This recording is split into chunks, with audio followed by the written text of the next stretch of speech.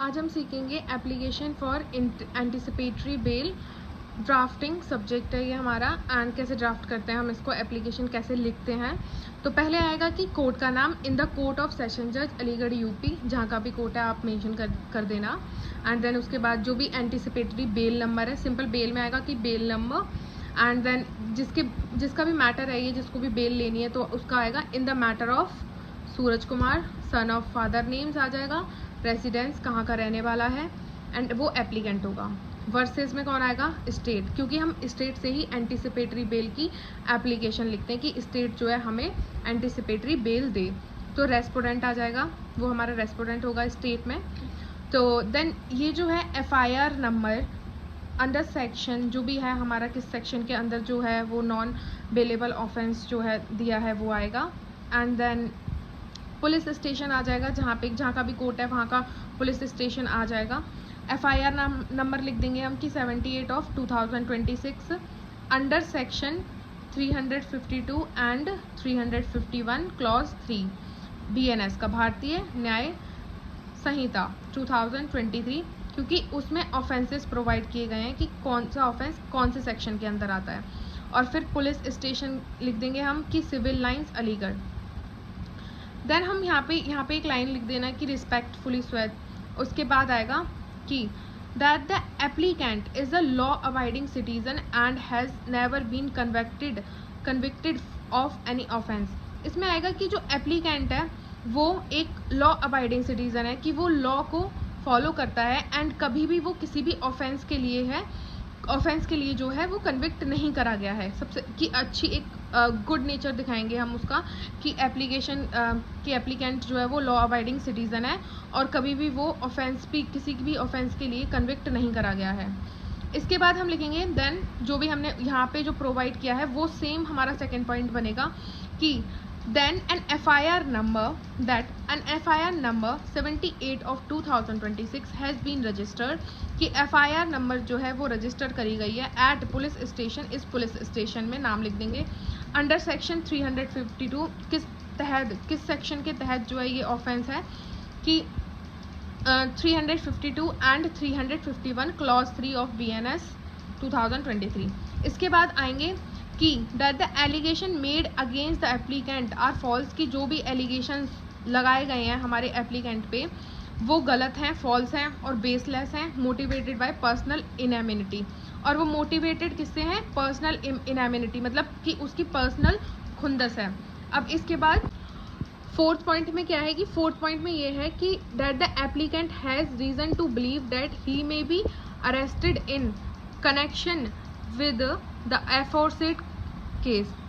इसमें बोला है कि एप्लीकेंट जो है बिलीव करता है कि जो भी ऑफेंस जो पहले बताए गए हैं केस में, जो हमारा ऑफेंस सेक्शन मेंशन किया था 351 क्लॉज 3 एंड 352 सेक्शन, उसमें जो है वो बिलीव करता है कि वो अरेस्ट हो सकता है and in connection with the aforesaid case, जो केस ऊपर बताया गया है। एंड देन इसके बाद हम लिखेंगे फिफ्थ पॉइंट में कि that the applicant is innocent and ready to cooperate with the investigation whenever required. Applicant जो है इनोसेंट है हमारा एंड वो रेडी है कि वो कोऑपरेट करेगा इन्वेस्टिगेशन, जब भी ज़रूरत होगी उसकी तो वो इन्वेस्टिगेशन के साथ कोऑपरेट करेगा। The applicant undertake not to tamper evidence and influence any witness. इसमें लिख देंगे कि जो हमारा एप्लीकेंट है वो अंडरटेक करता है कि वो किसी भी एविडेंस को छुपाएगा नहीं। टेम्पर का मतलब होता है एविडेंस को छुपाना नहीं, मतलब छुपाना नहीं है हमें एविडेंस को, कि वो नहीं छुपाएगा। एंड इन्फ्लुएंस एनी विटनेस, वो किसी भी विटनेस को जो है इन्फ्लुएंस नहीं करेगा। That the applicant is a permanent residence of Aligarh and there is no possibility of his absconded. इसमें लास्ट पॉइंट में क्या लिखेंगे हम, ये मेन पॉइंट होते हैं। एक तो हमारा मेन पॉइंट ये है इसमें कि वो इन्वेस्टिगेशन के साथ कोऑपरेट करेगा, एंड एक सेकंड मेन पॉइंट है कि एविडेंसेस को छुपाएगा नहीं और किसी भी विटनेस को इन्फ्लुएंस नहीं करेगा। और कि अब ये जो सेवेंथ पॉइंट है हमारा लास्ट, कि एप्लीकेंट परमानेंटली रहने वाला है अलीगढ़ का और वो फरार नहीं होगा। कोई भी पॉसिबिलिटी नहीं है कि वो अलीगढ़ से या फिर जहाँ पे भी रहता है वहाँ से एब्सकॉन्ड हो जाए या भाग जाए अगर बेल वो ग्रांट कर देंगे तो ये चीज़ है। एंड देन प्रेयर लिख देंगे। प्रेयर में ये लिखेंगे कि रिस्पेक्टफुली जो है हमारा एप्लीकेंट प्रे करता है कोर्ट के आगे कि कोर्ट जो है वो काइंडली ग्रांट करे एंटिसिपेटरी बेल को एप्लीकेंट के जो भी जिसमें कि वो अरेस्ट होने के चांसेस हैं उसके एफोर्साइड केस में, जो ऊपर केस बताया गया है उसका।